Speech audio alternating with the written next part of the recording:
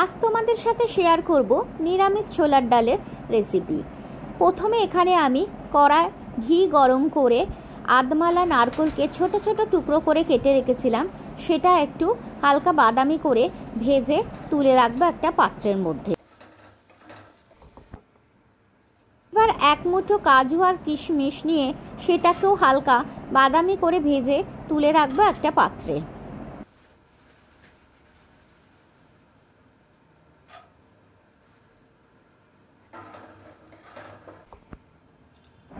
এবার কড়ায় পরিমাণ মতো সাদা তেল দিয়ে সেটাকে গরম করে নিলাম। এবার ফোড়নের জন্য দুটো শুকনো লঙ্কা, একটু জিরে পরিমাণ মতো আর কিছু গোটা গরম মশলা দিলাম, দুটো দারচিনি, 4টে লবঙ্গ আর 4টে এলাচ আমি একটু ফাটিয়ে রেখেছিলাম, সেটা দিয়ে একটু নাড়াচাড়া করতে লাগলাম। নাড়াচাড়া করার পর একটা সুগন্ধ বেরোলে আমি ওর মধ্যে একটা পেস্ট রেখেছিলাম সেটা দিয়ে দিলাম।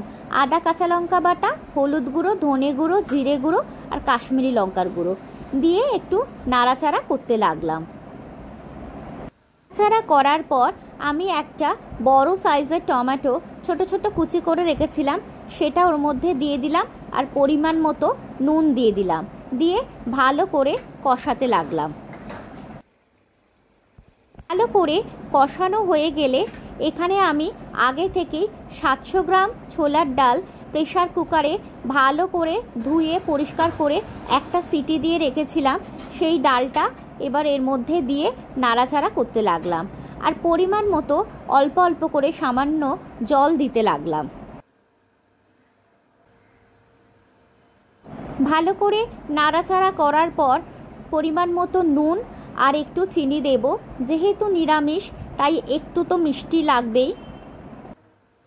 তোমরা যে যেরকম মিষ্টি খাও সেরকম অনুযায়ী চিনির ব্যবহার করো। এরপর ভেজে রাখা ওই নারকেল, কাজু, কিশমিশটা ওর মধ্যে দিয়ে দিলাম, দিয়ে ভালো করে ফোটাতে লাগলাম।